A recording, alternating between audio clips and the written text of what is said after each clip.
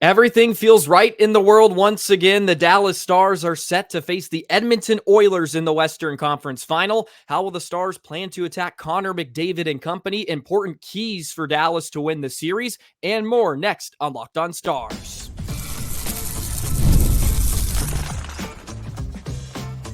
You're Locked On Stars, your daily podcast on the Dallas Stars, part of the Locked On Podcast Network, your team every day.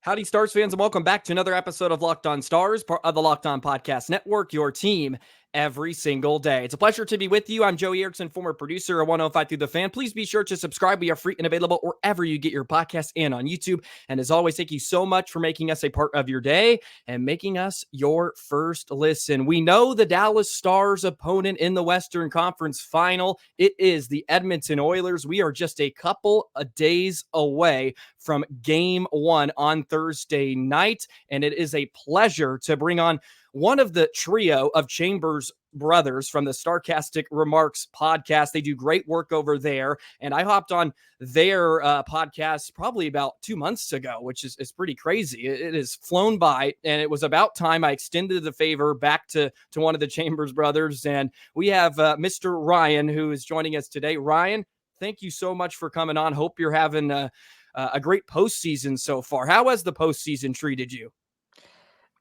It's been awesome, man. Yeah. It's been so much fun to watch this team and what they've been able to do.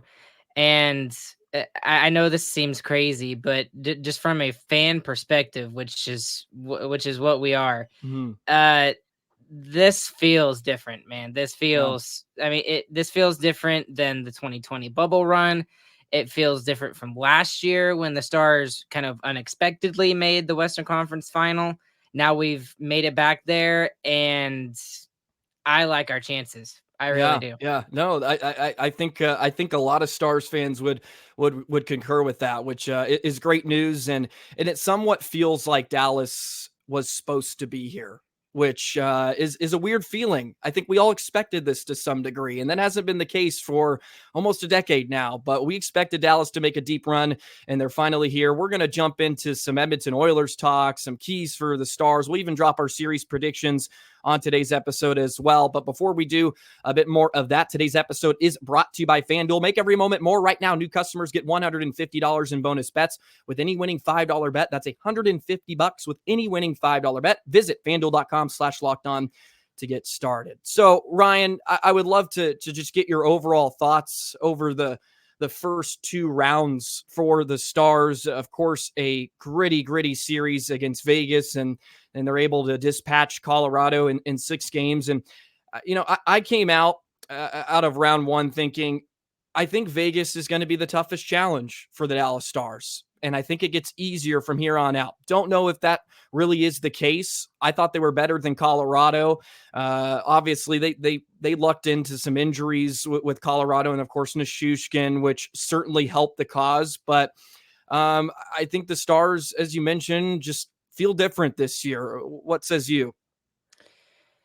It's just a feeling, man. I don't really, I don't have a stat or a number to quantify this feeling. It just feels like they have it.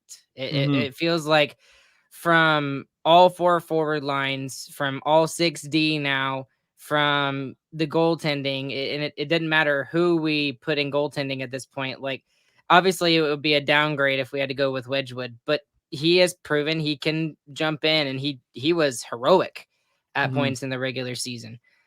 We've seen, key injuries for the Dallas Stars, including like Rope Hintz in the last 2 games. And you know what? We still won. We lost game 5, but we won the game that was necessary, and we looked like the better team in overtime without arguably our number 1 center, without our best player. Yeah. And that's just something that, last year I would have been like, oh my gosh, Rope Hintz is out. Oh, we're screwed. Yeah. We're completely screwed. I mean, like for example, you look at Vancouver, and, Brock Besser goes out with a blood clotting issue, and everyone's like, oh, okay, that's it. Vancouver's screwed. Yeah. And with the Stars, obviously that's a huge loss. It's an enormous loss, but it didn't feel like, death defying. It didn't feel like we were going to be in so much trouble against the team that we did in the second round against the Colorado Avalanche. So Yeah. and then just the Vegas series was just so impressive, man. I mean, a team that's $15 million over the cap, they've got all of their like a ridiculous depth, just like the Stars. I would argue, had a better top 6D group than we did, and we were still able to pull it out, and we just got the bounces right when we needed it.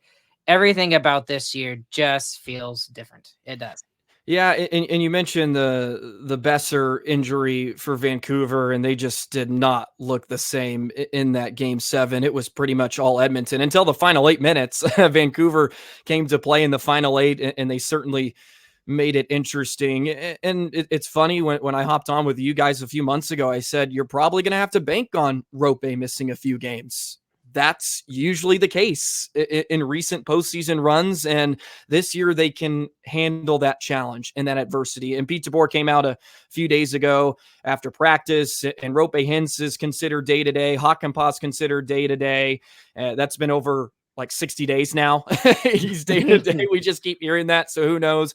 I get a sense that Rope probably won't be available till, man, if I had to give my best guess, game 5 or later. It feels that way with these injuries at this point, and who knows, maybe his year's done, but I don't want to speculate, and you certainly never want to assume anything, but I feel like maybe game 5 or later he could find his way back into the lineup. And the great thing, even with Hakanpää possibly being done for the year, is they maybe have found their 6th defenseman in Petrovic, who played really, really great in game 6. And he's exactly what Dallas needed, someone that can just chew up 10 to 15 minutes. They need 10 to 15 minutes a night, because I don't think Niels would have got 10 minutes in that game 6 double overtime game. I don't think he would have reached that. And the game's just moving a bit too fast for him, unfortunately. And Petrovic stepped in and did a wonderful job. Let's segue into Edmonton a bit. It's the 9th time in franchise history that the Stars are taking on the Oilers.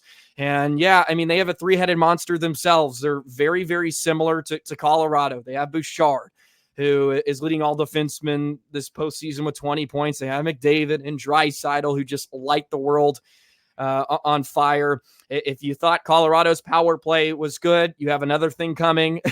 This power play is so deadly, but it's going to be awesome. I mean, the gauntlet that Stars have already gone through, why not try to take down the best player? Anything that really stands out to you on Edmonton's side, maybe that you've kind of picked up on through their first 2 rounds? They haven't really had a ton of challenges. It feels almost like the Stars last year, where they didn't necessarily maybe play the toughest of schedule, but they find themselves in the mix once again. There's so many different rabbit holes I want to jump down. I think your analysis on the first part, I think that Edmonton has had a way easier time than the Stars have getting to the Western Conference Final. I mean, you don't even have to look at who Edmonton played. You just look at who Dallas played.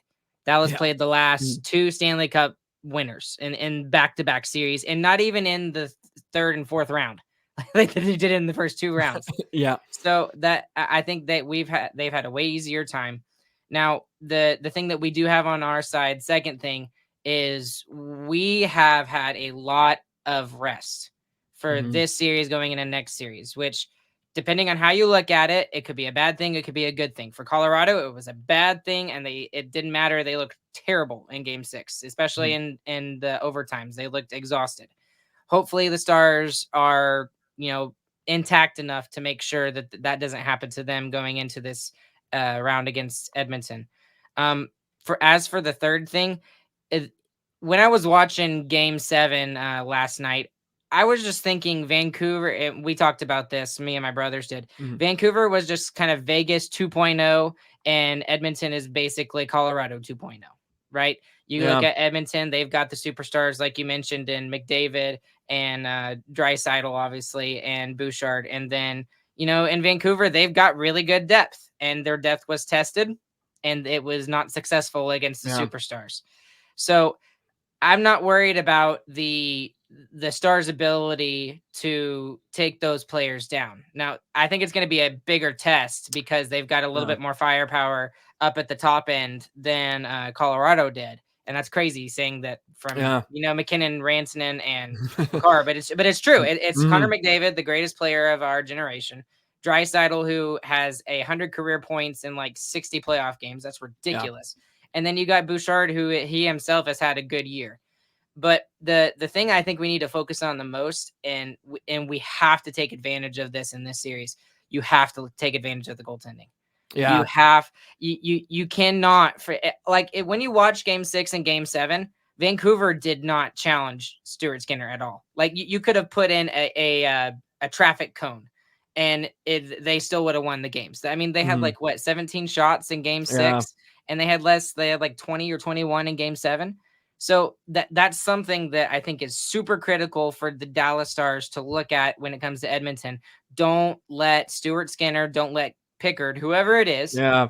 And that's the other thing. They're going with a tandem in the playoffs, which is not necessarily a bad thing. But you got to take advantage of that. Don't let them get comfortable, even for a split second. Yeah, I'm intrigued about that situation. And I touched on it a bit in yesterday's episode, just if Edmonton happened to get through. And, well, Edmonton doesn't really know who their goaltender's going to be from game to game. And maybe that's not necessarily a bad thing. Maybe it's not necessarily a good thing. But Skinner did look better in Game 7. But as you mentioned, I don't think Vancouver tested him as much as they would have liked. So you feel like, you have a huge advantage in net for sure, whether it's Skinner or Pickard. So that'll be an interesting storyline as this series begins to heat up for sure. Now it's about the plan of attack against McDavid and company, right? And Chris Tanev has been the go-to defenseman for Pete DeBoer up against Eichel and then of course McKinnon, and I think the Stars were up in that category when he played head to head against those guys, which is very, very impressive. I'm curious to see how they want to defend McDavid. They did it very well in the regular season in the 3 games. McDavid only had an assist in 3 games against Dallas. I think in his last 10 games, he really hasn't lit him on fire, which is really, really hard to do. And the majority of that has been Miro Heiskanen, who's pretty much played up straight up against 97. So I'm curious to see how Pete DeBoer deploys Tanev and Miro, just because I think McDavid even has another gear over McKinnon, which is wild to think about, but he just has that other gear. So maybe they need to play him up against some more speed, a little more fleet-footed defenseman that Miro Heiskanen is, but maybe Tanev draws some of that matchup too. And then Draisaitl, I mean, he's such a cerebral god. He makes everybody a better around him. Probably the best passer on his backhand than anybody else in the league, maybe besides Kucherov there. He's so good. And when that duo gets together, they just know where each other are at all times. How do you think Pete DeBoer wants to kind of attack, the McDavids and Draisaitl here in this series? You stick with Tanev, or maybe you lean on Miro here a bit more in this series? I just think it's just all experimental. I mean, Pete DeBoer has shown in the playoffs, he's shown in the regular season that he is not afraid to make changes if they're not working. Yeah. I mean, like, for example, for the Stars in Game 6 against Colorado, the forward lines did not work in the first 2 periods. Nope. He's like, okay, fine. He throws them in a blender. He puts Sagan and Ben together, which was kind of cool to see. It was Bennigan again for at least a little while. And a Russian. Yeah, there you go. Exactly. Yeah, whether it was Nichushkin or Radulov or whatever, but it was still really cool to see. So I don't think you change anything. Yeah. I mean, it worked against the top 2 teams from the past 2 years, and I think that he's also shown that he's fine doing this 5-man D. And everyone was talking about it against Colorado. Oh, it's not going to work. This 5-man D is not going to work. Shoot, it worked. Yeah. So I think it just depends on the situation. So, like, if you're in your own zone and here comes McDavid, or here comes Draisaitl.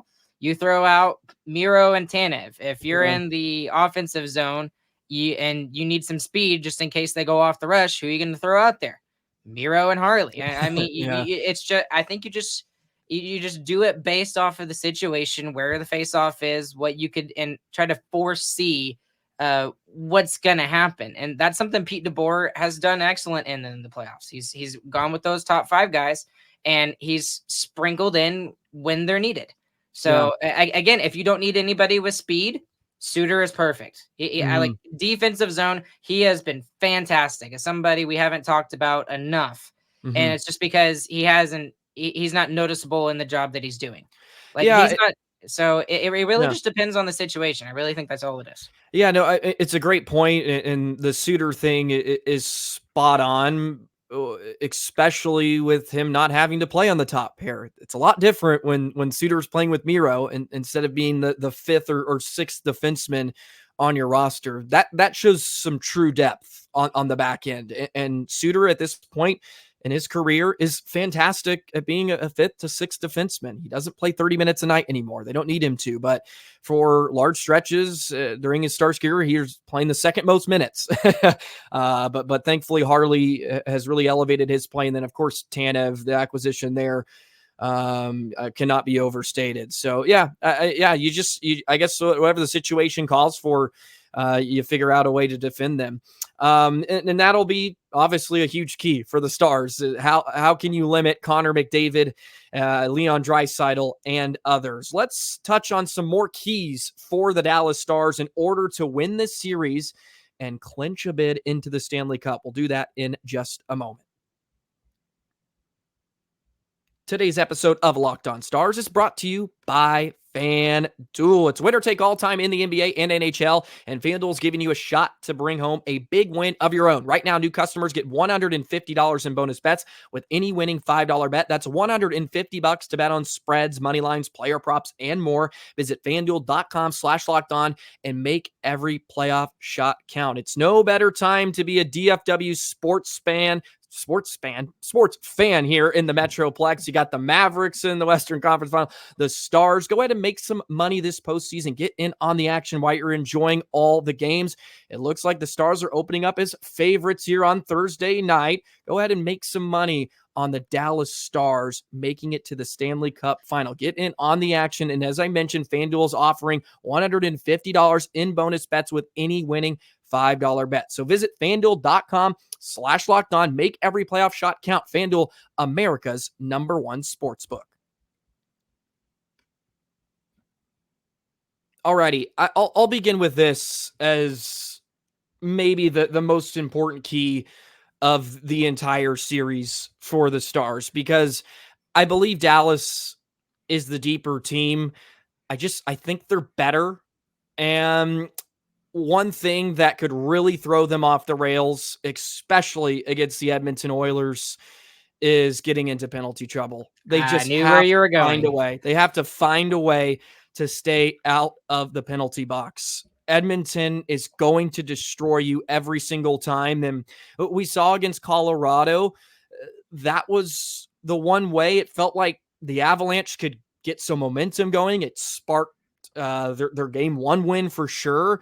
And it felt like at 5-on-5, the Stars for some part of most of the contest had them, or could at least hold them at bay. I know Colorado had some great stretches, but they really struggled to at least beat Ottinger at 5-on-5 for the most part.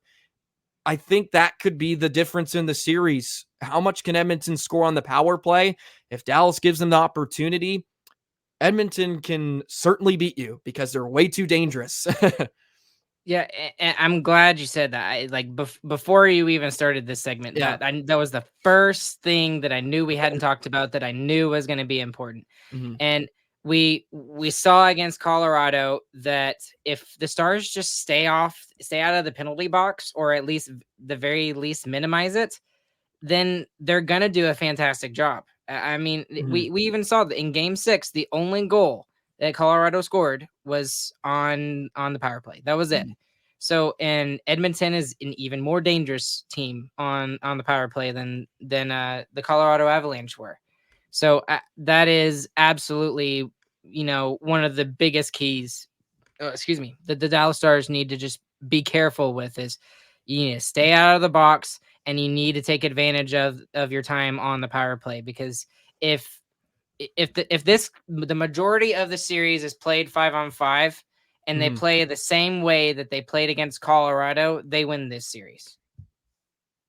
Yeah, no, I think that's spot on. I really do. And it's weird to sit here and say that constantly, or just feel like the Stars are better. It feels like they've been underdogs for years in the postseason, and they kind of snuck their way in, but they have this depth that they can finally flex. And yeah, it'll be special teams, and for the most part in the Colorado series, every game but Game 6 was decided by who was better on special teams that night. And that's only because Dallas just hung around and they continued to grind away in Game 6, and they were able to find the equalizer. So, and special teams will always matter. Plus, Edmonton they draw a ton of penalties because they get a lot of zone time, and the speed that they can deploy on the outside can cause you to defend for long stretches, and you take penalties. They're rocking along at 37% so far in the postseason, which is crazy. They've averaged 3.83 goals per game in the first 12, and we saw how that ended up for Colorado after the first series. They were just completely shut out. It feels like special teams, and then another key is who's going to get more depth scoring. Right. It feels like if the Stars can get production from their third and fourth lines, and Dallas can limit Edmonton, especially their bottom six, they should be just fine in this series. And what about Dadonov, man? Just the spark he has provided, and I feel like I gloss over him way too much, but he's been a bit of a Swiss Army knife for Pete DeBoer, and he can kind of play him alongside like Ben and Sagan to get them going. He can play on the fourth line if you just need him to eat up some minutes there, but he's also played along with Duchesne and Pavelski some. He's been phenomenal, and again, it's just another depth piece for Dallas that is productive. And yeah, Edmonton, are they going to be able to match that? Because their superstars can make up for a lot of it, but they're going to have to get something from the bottom six, you feel like, in this series to beat Dallas. And they've proven in the last couple of series that they're not exactly able to do that. There is one exception that I would say, and the one exception is Game 7. Connor McDavid did not have a point in Game 7 against Vancouver. So he had points in 3 games, right? I don't think he had a point in 3 games, if I read that correctly. Yeah. Yeah. So they're going to have to heavily rely on their bottom six, and is a huge strength for the Dallas Stars right now going into the series. They have proven in the regular season, they've proven in the playoffs that their depth scoring is second to none. Like, I mean, we talk about the stat, how many 20 goal scorers does this team have? I think it's 9. And then the next closest team had probably 6 or 7. I forget who. So, and on top of that, you're being led in goal scoring by a 21-year-old who was 20 when the season ended. Yeah. And he was on the quote unquote third line. So it's something that the Stars are really going to have to rely upon. And again, it just goes to show that I don't think the Stars need to really change anything. Mm-hmm. If they play the same way, if they stick to their system that they've been playing here in the playoffs, then Edmonton is going to have to adjust. They're going to have to adjust, and they're the ones that are going to have to figure out what to do. And then if they start beating us once they make those adjustments, then we can go back to the drawing board and maybe we figure something else out. And Pete DeBoer is, magical about figuring that sort of thing out. So I really think that if they just keep with what they've got and just don't change anything. If it ain't broke, don't fix it. And then, and then for you mentioned Dadonov, he is one of those guys that is, we talk about like the 1999 Stanley Cup run, like the lower level guys. We talk about the Brett Halls, the Yeri Letninens, the Sergei Zubovs, the Mike Modano's, but what about like the Guy Carbonos and Mhm. the Brian Scruglins and the John Sims of the world, like those kind of guys. Those are the kind of, and like Mike Keane. Mike Keane had a Yeah. huge goal in the I think it was the second or third round against Colorado Mhm. that allowed them to go to the Stanley Cup final. So I mean, like for me, Dodonov has been the Mike Keane for this playoff run, and even more so, he has and I think it helps that he was off for a while because of his injury. But I'll eat my words. When he came back into the lineup that very last game of the season, and then I saw him in the lineup for the first game of the playoffs, I was like, I don't know about this. The forward depth was so good without him in there. Do we really need him in?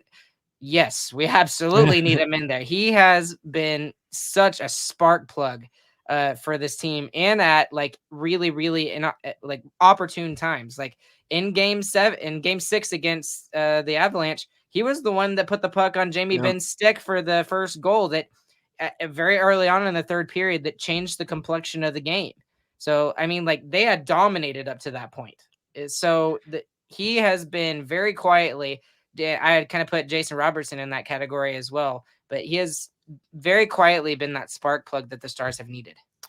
Yeah, and you need performances out of those guys this time of year. Radek Faksa in Game 7 against Vegas scores the backhand goal, the unlikely hero to some degree after just getting inserted out of the lineup after missing a few games. And Dodonov has had a few of those performances, and you need those type of moments from your depth pieces to win playoff series. And even if you're not being productive, can you find a way to make an impact? And even though McDavid isn't scoring or didn't score a ton against Vancouver, he makes an impact because all 5 guys have to watch him on the ice. You're always taking care of 97. And I think for the most part, even when Dallas has had some struggles offensively, or at least certain players, like look at Pavelski, hasn't been the most wealthy of production from Pav, but he makes an impact, right? He wins draws, and yeah, he can be a liability at some points, but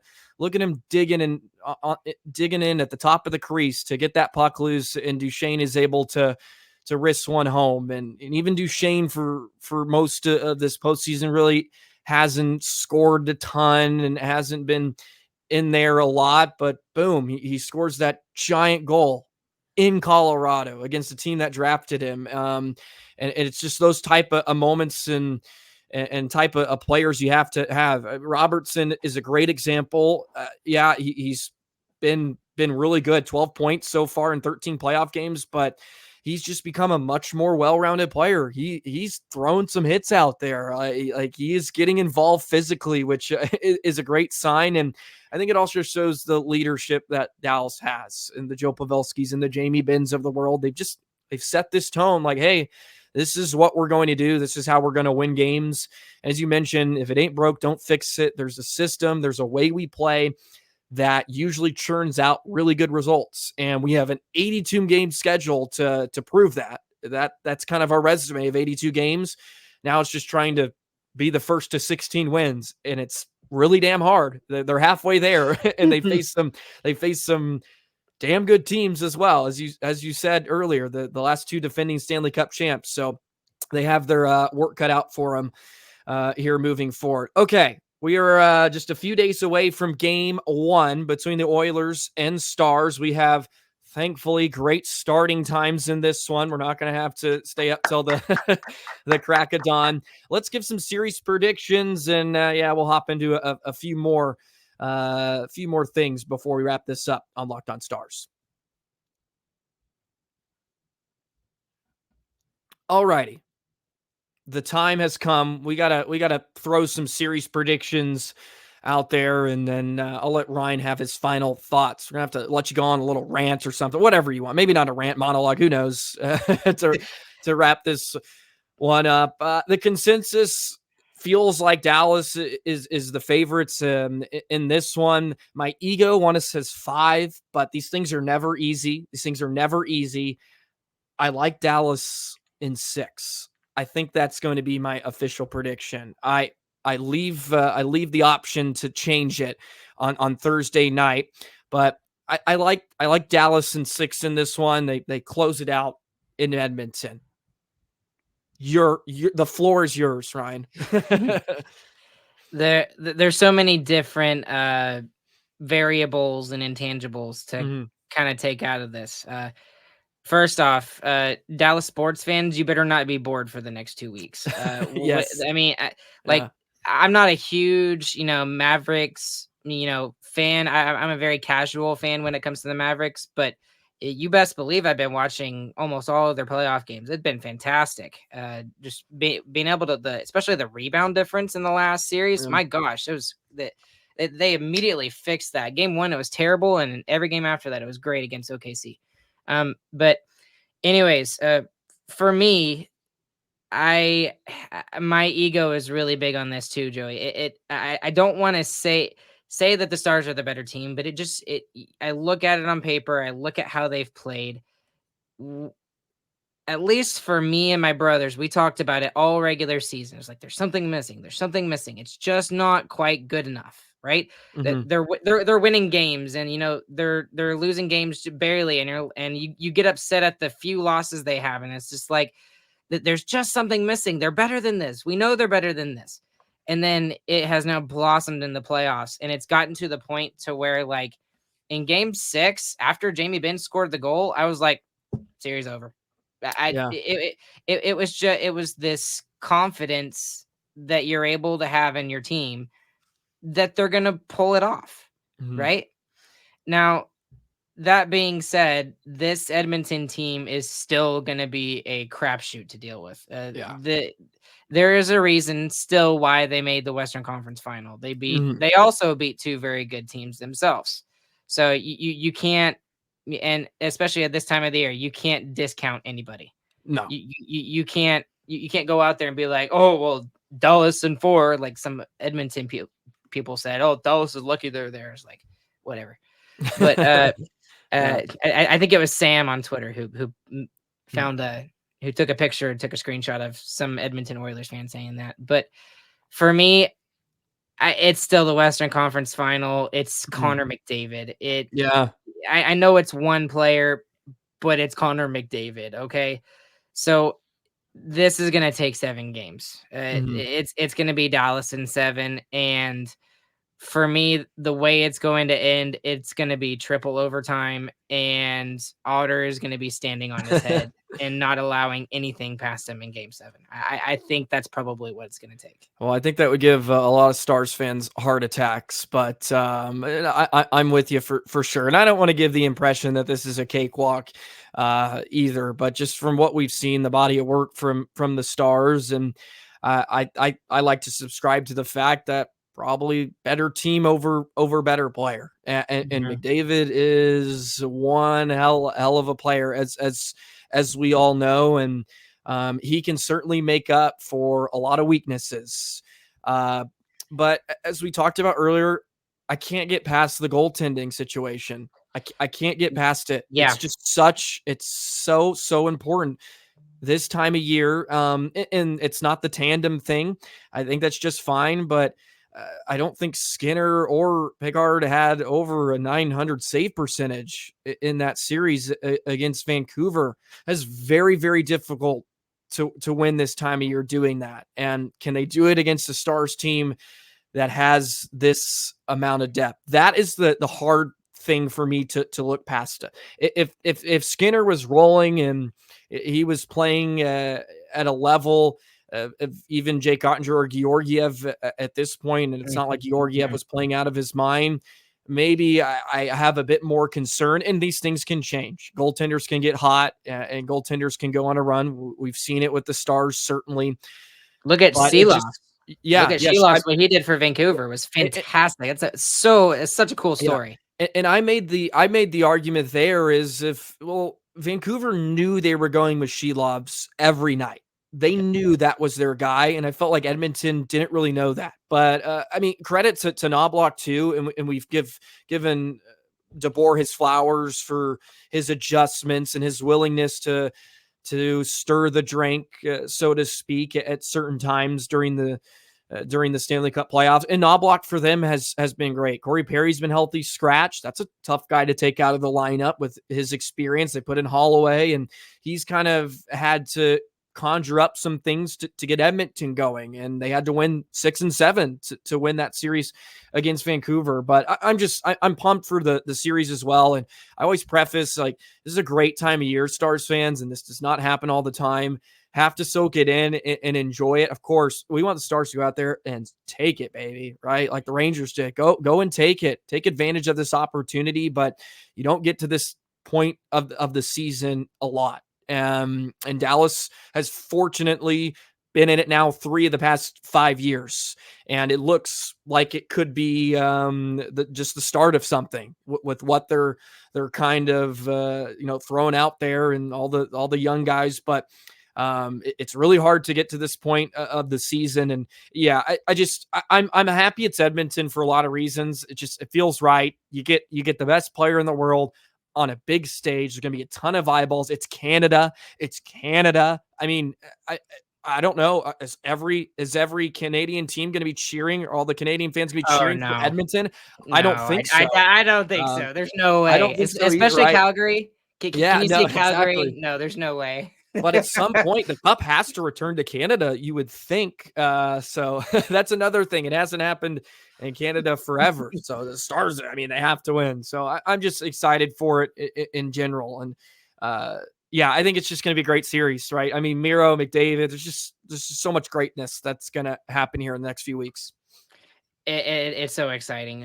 Like for Stars fans, that we are on the opposite side now, kind of like how Florida is. Florida last year, nobody, like, they squeaked into the playoffs because the Chicago Blackhawks beat the Pittsburgh Penguins in the final game of the season. And then they go down 3-1 to Boston, the greatest team in regular season history. And then they win the series 4-3 and go on a run.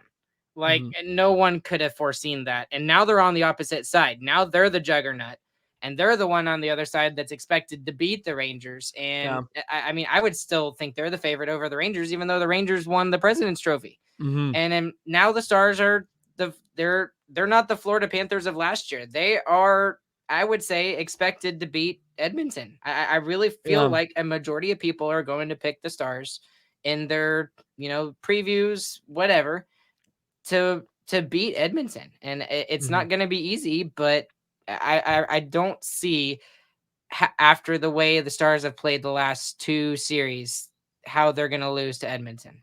But again, best player in the world. So we'll see. Well, it's a reason you play the games. Like, we sit here and we spew a lot and we throw these predictions out there. It don't mean a damn thing. It don't mean a thing till that puck drops. So, but look, it makes us look good if we get it right. So we do it for sure. But yeah, it should be a great series here in the next few weeks. Game 1, Thursday night, 7:30 puck drop. Can't wait for that. That'll be nice. We don't have any more of these late nights. I know some of our listeners crossed over for sure, Ryan, but please let everybody know where they can find the Starcastic Remarks podcast, all that good stuff, or can follow along with you guys throughout the postseason. Well, thanks again, Joey, for having me on. It's fun to talk with other people about Stars hockey.